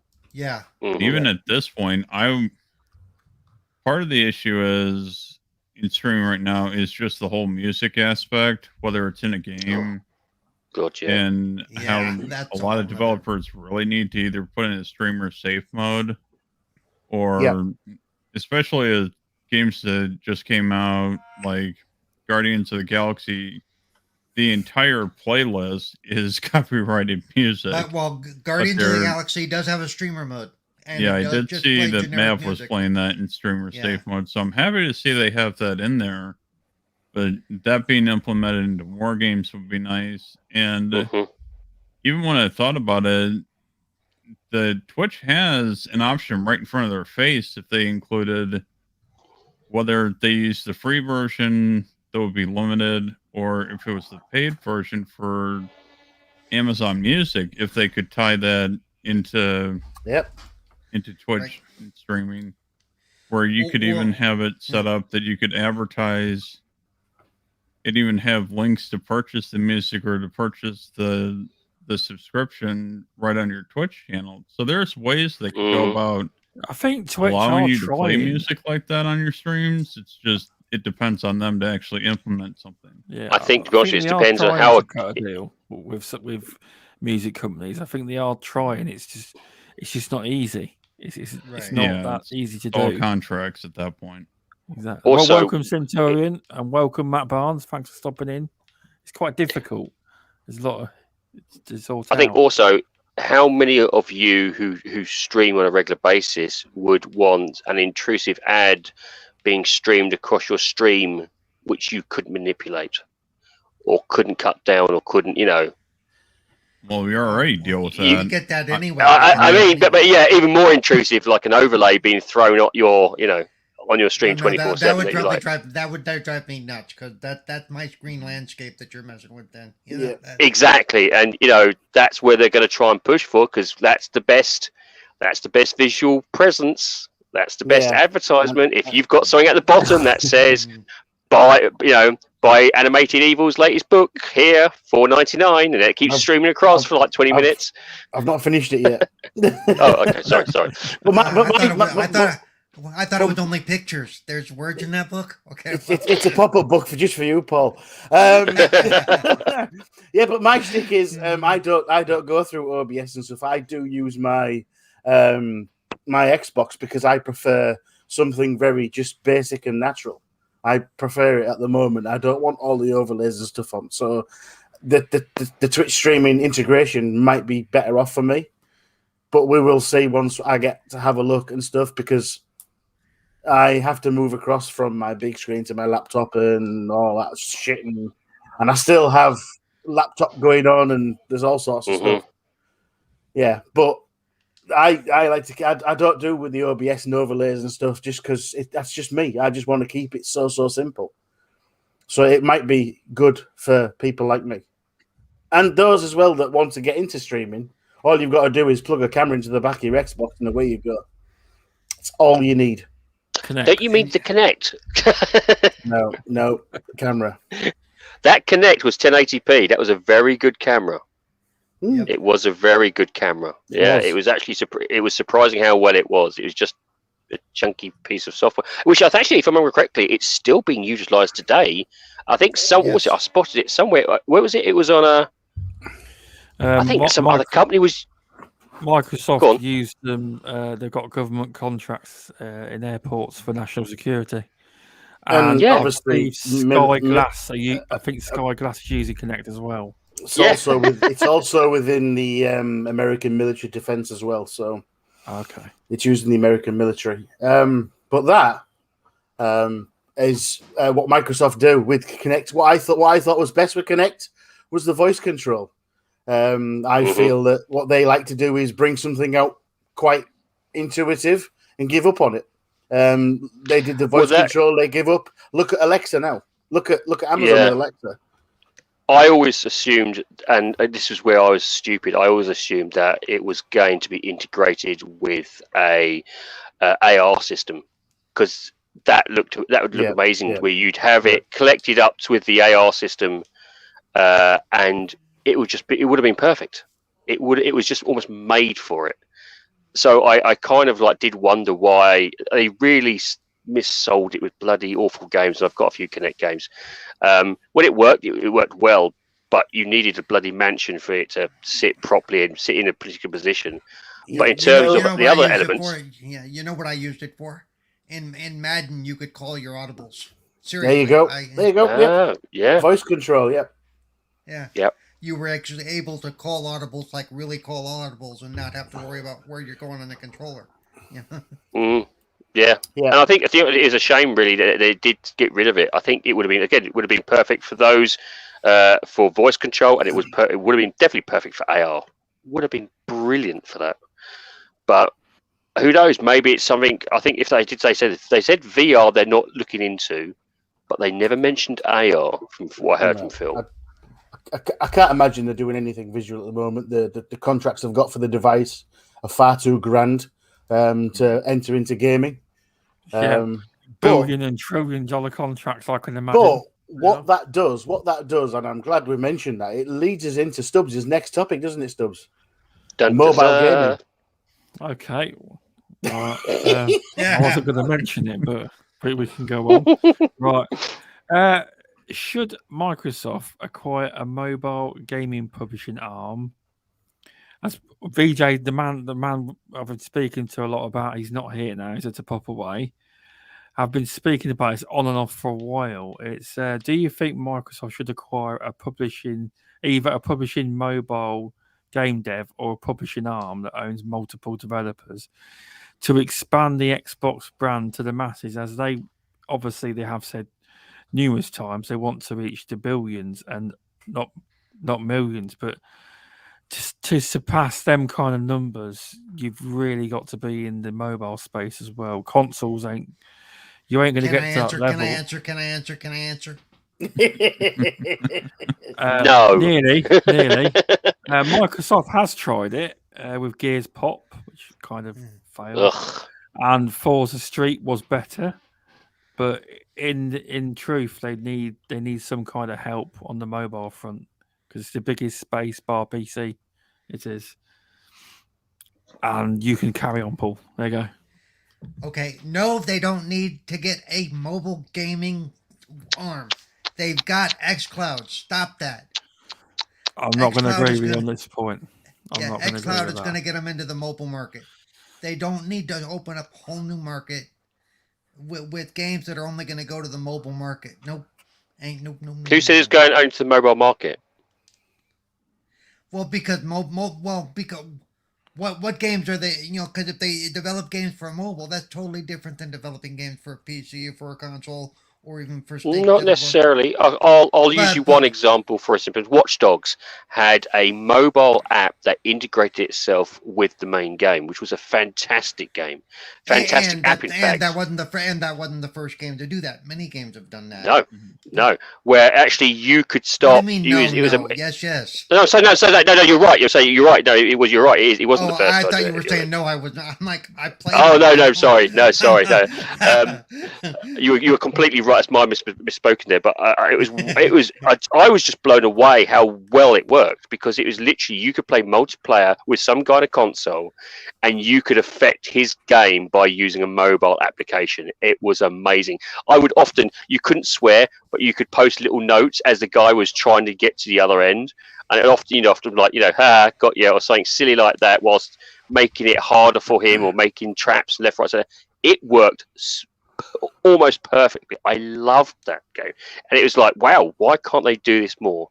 I think if they go down the mobile route, which could be integrated into the main games in some way similar to that, I can agree that they should potentially maybe shift slightly into it. Solely developing for mobile, I'm going to lean towards what you say. And the thing, can those apps without becoming like chest and crapping games, can they make money back on those apps without just throwing money into the you know what I'm saying? They're really big on, is there going to be return in our investment? Well, I would think so. Well, it depends. For instance, if it helps you sell a game, most mobile games make money because of the fact that people pay to play. Yeah, but what I'm saying is, if it's like, for instance, the Watch Dogs app actually helped me buy the Watch Dogs game, because it's like, this looks amazingly fun, and the app pushed me into purchasing that game. So I think it depends. If it's there for, you're right, if it's there for simply put a game for a game's sake, separate mobile, it's going to be pretty hard. And is it worth it? But if it's simply there for integrating in with another game, maybe helping pushing that, I could possibly see it working well. But then again, I'm just thinking, I'm trying to think like VJ's brain here, because he's not here. There is a whole, we're thinking the Western market, the Eastern market's all mobile. So maybe that's where they're looking at it. Maybe that's the way they're trying to push. They're trying to push into that area. But again, most mobile games make their money because they're like, because they nickel and dime you. That's where they, all that stuff. They nickel and dime you. Do you really want Microsoft to turn into that company? Do you really think that's the road they got to go to be? They've already tried that. No. Pop. No. They nickled and dimed the crap out of you. I kind of half agree and half not agree. I think they do, but only to integrate the controls better within the games they launch on. Because the touch controls right now on a mobile, let's be honest, not the best. Well, that depends on the game. There's a few. There's 3 or 4 that stand out, but on a normal mobile, it's a bit sort of invasive. It's not such a case of touch this, touch that. I'm sure there should be some point and click adventures on that we've got available on the Xbox that would be able to manifest into proper touch controls. But right now, with the whole the thumbstick and the buttons and stuff that you get with touch controls, that doesn't work. Your hands are on the screen too much. And I think I'm not saying let's buy some massive mobile company that is pumping out these games. Let's not try to compete with Tencent. Okay, I'm not saying let's not compete with all that sort of stuff. Just someone who can sort of take the games we've got on the xCloud and then say this would be better. This would work as a mobile control better. Just to sort of, do you know what I mean? So I think they need somebody because they're a master at console games. They master console games, but the touch controls, not so much. I will tell you, okay, and this is between me, you, and the 6 people that are watching. They are working on a touchscreen control app that would actually control your stuff on your in your Xbox. Good. It's interesting because you are right, animated. The touch control, because I don't know if any of you read that article I sent you about, but from Jez Corden. Yeah, and he put basically, I can't remember the 2 games he put. There's only actually 2 games that he's found that work correctly, and all the font sizes in the game worked as it should on mobile. And the problem is what you've got to understand is you're coming into a generation of children like my kids. He's got an Xbox, but they play on tablets, they play on touch screens. They don't, and there's going to be people that never use a controller in their lives, so they're going to have to do something. And the console market is not going to explode to billions of users. It's never going to happen. No way. Okay, I think you're still tied on. You're like a lot of people. You're tied on Xbox console market. Xbox is reaching way beyond the console market. Yeah, but you do. I don't care what this xCloud is good, but you're going to have. I know these you're going to have games casuals want, and you're going to have not necessarily. Yes, you do to hit the mass appeal. No. You're thinking of the East. You're looking at the Western market. The Eastern market is already 80 to 90% mobile orientated. Right. And that is a huge chunk of money that is currently not sitting in Microsoft's pocket, and they want that pie. And they will. And if they need to make something in for it, they're gonna push for that. Right. I think where Stubbs is coming from. Yeah, go on, Paul. Well, I'm going to say, and I've been saying this all along. That's why they've been pushing xCloud on the Eastern market.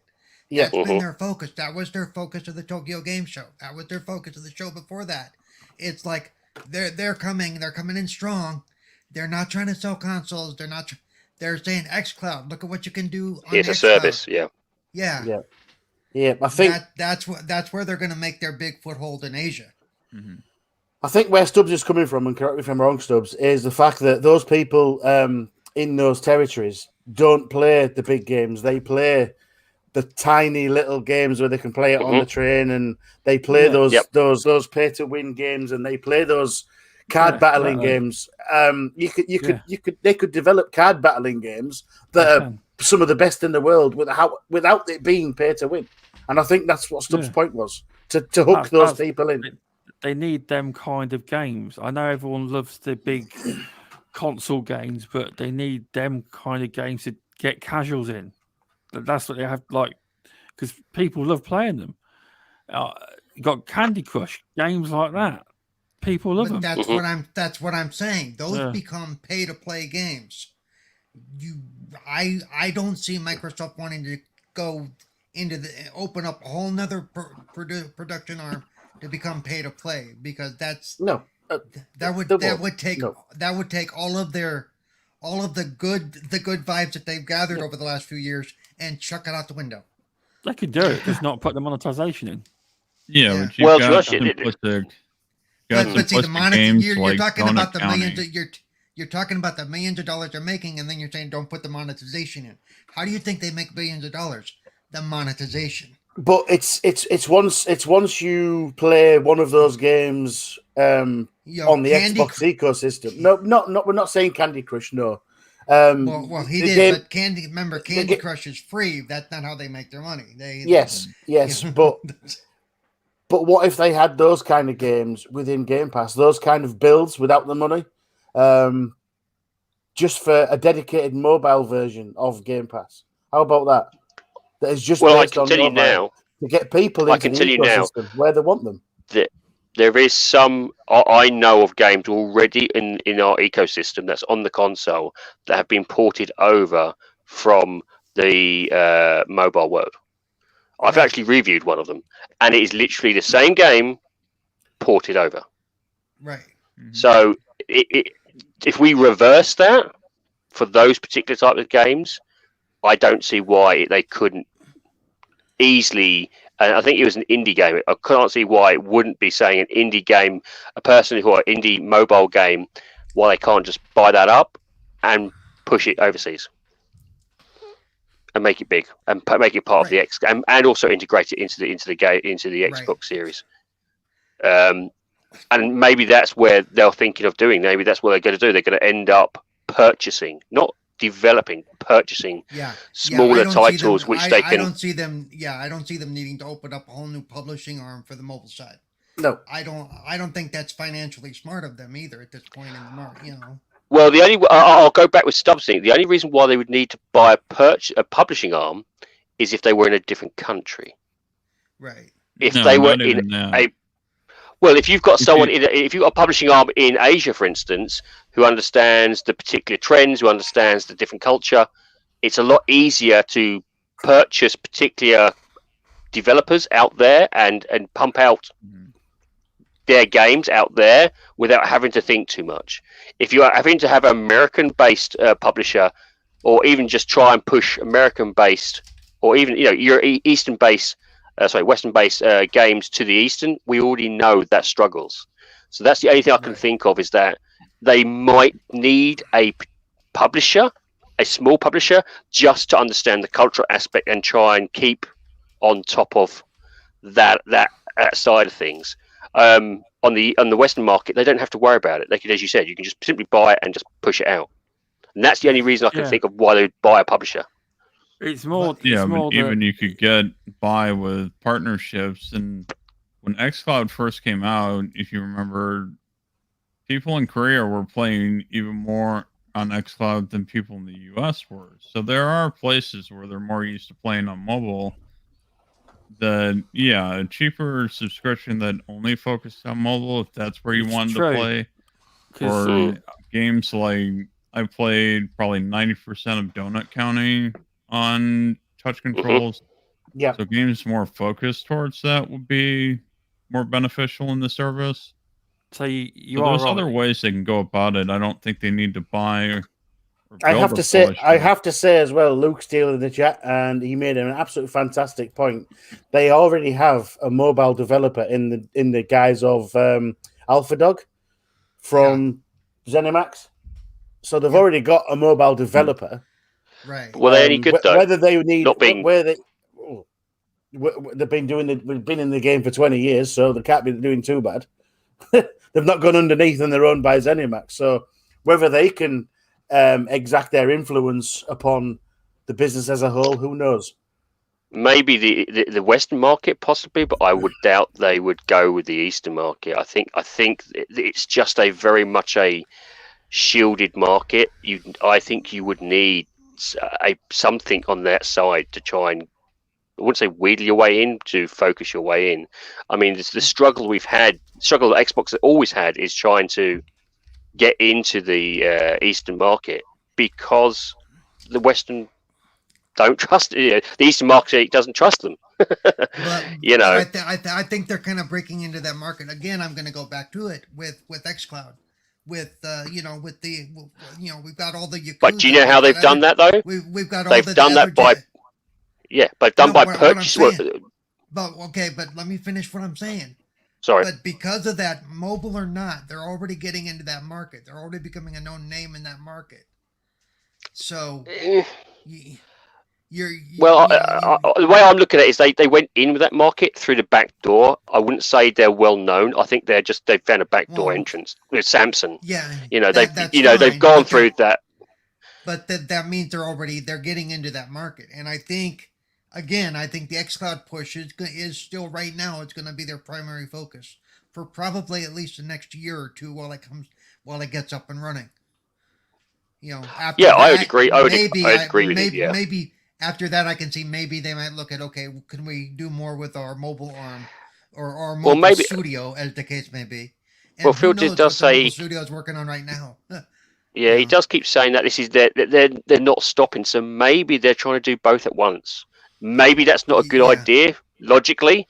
Let's focus on your bigger strength rather than maybe diversifying too much. And maybe that's the worry. I'd agree with you. I think you should focus on their biggest hitter at the moment, which would be xCloud. But we don't know. Maybe they are going, well, actually, let's put a small team together and see if we can push that arm. I don't know. I would say in that region of the market over there, you could never get away with charging. You'd have to have a reduced price, £3 or £4, very cheap. To like even $5 to even interest them. Because and also remember the Steam Deck is coming out, so if you have even if you partnered with someone to make a dedicated Microsoft device that was mobile designed for that, or if we've already talked about before on different podcasts, talked about them possibly having partnership with Valve for the Steam Deck. Yeah, and Phil already has one; he's been playing on it. Mm-hmm. So that's another avenue in, depending on how far that relationship goes. Yeah, because it's like, although there is a good library of Japanese games, to the Japanese market, a lot of them, apart from the new Lost Judgment and that, pretty much you've got a load of old games in xCloud that they've already played. There's not a massive variety for them to play, unless they like playing Western games. They've still got to build that portfolio up in that market. That's why I think they would need a publisher to buy into that portfolio. I don't think they would be able to create one. And this is where I'm trying to think of it, is that they couldn't just. I mean, the way they've generally struggled to try and even break in. I think the only way they're going to do it is again through the back door and go through a publisher that maybe their name isn't even tied to, but it's an avenue so that it can slowly creep in and say, "Here you go. Here's xCloud on your Samsung TV, and by the way, here's some mobile gaming that we've also created, which you probably didn't realise." It's a slowly catchy monkey sort of situation rather than here's a game, shove it to the other market and hope they buy it. I do think Microsoft will be successful in the end. It's just it's a very hard job they've got on their hands. But I do think they can do it. They're a company that have proven that they can. They're doing well. I think they just gradually get better and better, and they build up their portfolios in Japan, and they will expand it. Just as they say, it's a long-term plan. They will get there. It's not an easy thing to do. It really isn't. The dream that they have got of Microsoft gaming, xCloud. The xCloud is the main vision. it's not an easy job to do what they're doing. It's quite grand, a grand vision. So it's I think not in the easy. chat, Dragon Wolf and Sapphire have made 2 good points. They said, Dragon Wolf, the East is a mobile gaming market, which is why the Switch sells gangbusters. And Sapphire has quietly mentioned that Shiyu Yoshida was talking about how much he loves the Steam Deck. 2 very good points that, could, again, I think you're thinking right. It from a financial status, not thinking about trying to get into that market it's like money on the table. I think they're going to try and push for it. The question is when, and I think Cerebral's hit the nail on the head. It's like, if it was me, I'd probably wait until you've got xCloud pretty much going full steam ahead. Everyone's happy with it 100% before you diversify and move into that market. But I know I'm not Phil.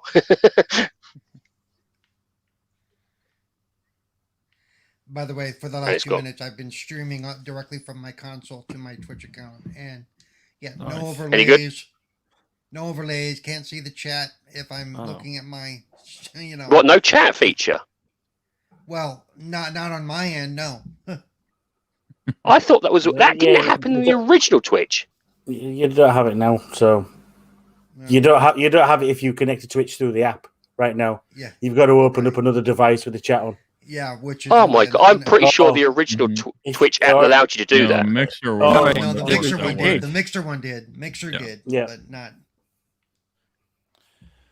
Maybe that's what I'm thinking of. That topic as divisive. Animated put in the private chat. He says, "I knew this one was going to divide us," and it did. We that wasn't blame the purpose. Animated. I just read it. I just read it on the Windows Central site and thought it was interesting. I just knew that was going to divide us straight down the sort of diagonal, whatever. So I thought, I was. Anybody who pays attention to me had to know what side I was going to come down on. Yeah, that's why I pushed for it. That's why I just went, no, that's a good segue. I tried to do both. Slide. I tried to do both. I tried to be VJ and then I tried to be someone on the other side. I was like, which can I do? Because he's not here. Devil's advocate for both sides, which kind of didn't work. No, it was a good topic. It's been a good show. Very good. It has. So yes, thanks for coming on back from the dead. We'll make your next booking soon. We will sort something out. We will. Yeah, it's been a great time. Thanks for coming on. Thanks again for the invite. Oh yes. Yeah, it's always fun getting to chat with everyone on the podcast, and even better behind the scenes playing games with everyone. Yeah, it's been good. Do you want to tell people where they can find you? Yeah, you can find me on Twitch and Twitter at BackFromTheDead1, where on Twitch I play a variety of games across Xbox, PlayStation, Nintendo, and on PC. So yeah, if you want to jump in the chat and say hi, I always try to shout everyone out and greatly appreciate everyone's support over there. And if you want to chat or play games on Xbox Live and PSN, it's Back from Dead 1. Yeah, thanks for coming on. And please follow and subscribe to Back from the Dead. It'd be much appreciated. Cerebral Paul, thanks for coming on. Yep, glad to be here once again. He says that. Follow me on, the big one is follow me on Twitter, CerebralPaul1, and I am going to throw out a commercial from my thing for tomorrow at 8 p.m. your time, and that's in the UK, 12 p.m. Pacific, 3 p.m. Eastern, on the Xbox Ambassadors Twitch channel. So if you have not gone over there yet, go over there and grab it real quick. There's going to be a panel of us, and we're going to be talking about accessibility in gaming, and where Xbox has been, where they're going, and what we hope to see in the future, and some of our stories as well. It should be an interesting talk. Hopefully it won't be too boring. Not with you on the panel, that's for sure. No, it'll be good. You never know. Cerebral Paul in the future could be one of them Twitch hosts soon on the Xbox show. Trust me, it'll happen.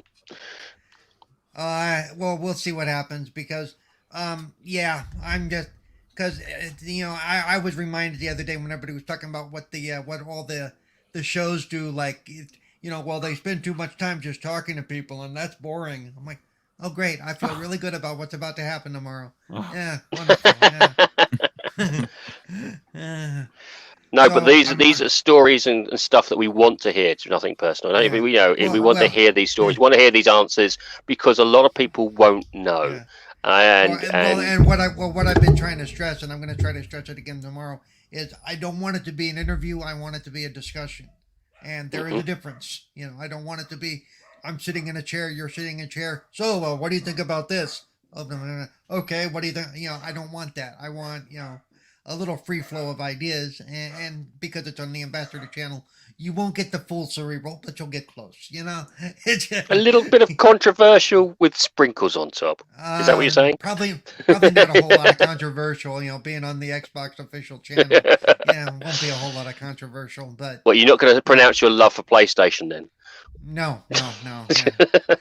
Show the picture of Jim Ryan that I keep on the ceiling above my bed. No.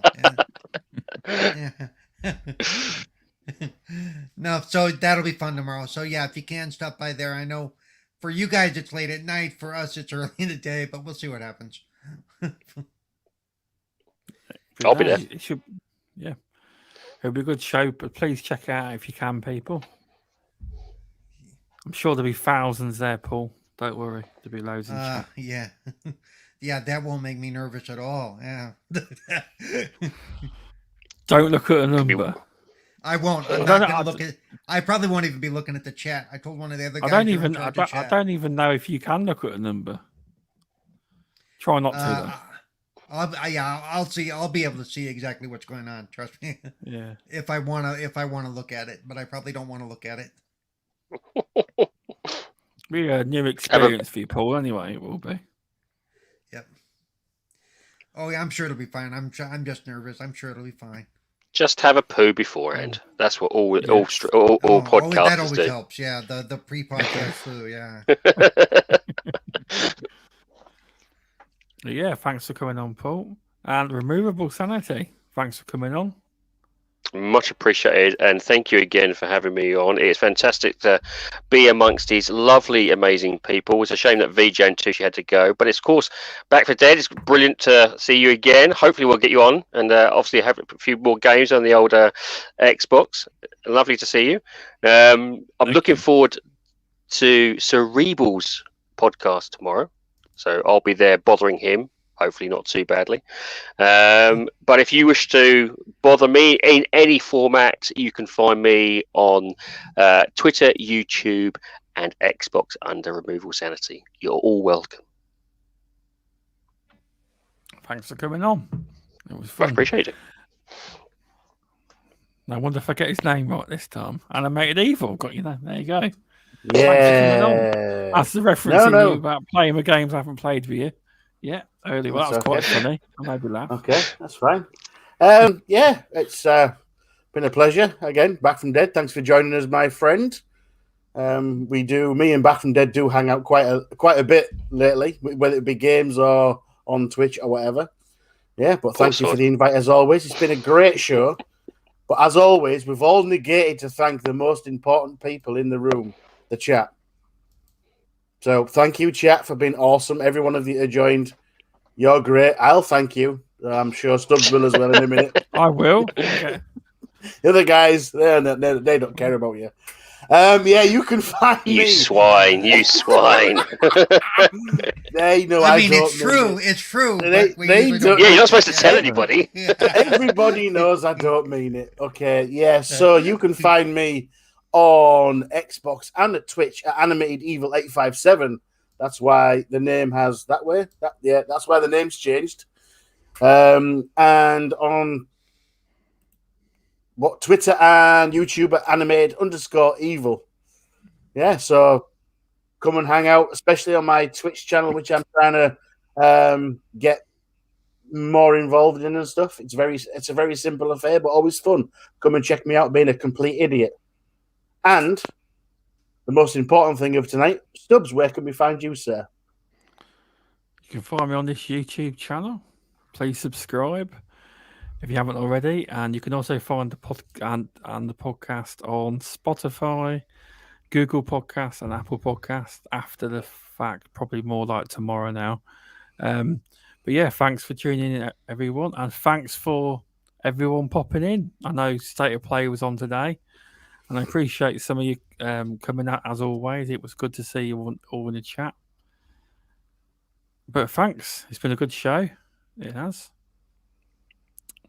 And thank you to Back from the Dead, Cerebral, Removable, Animated, and Mr. Tushi and VJ that only spoke for his intro. I think he had to pop off. He did. So please follow Mr. Tushi. All the links are in the description. Please follow VJ, and his links are also in the description as well. So thanks for stopping by, everyone, and we'll see you next week. It's nice.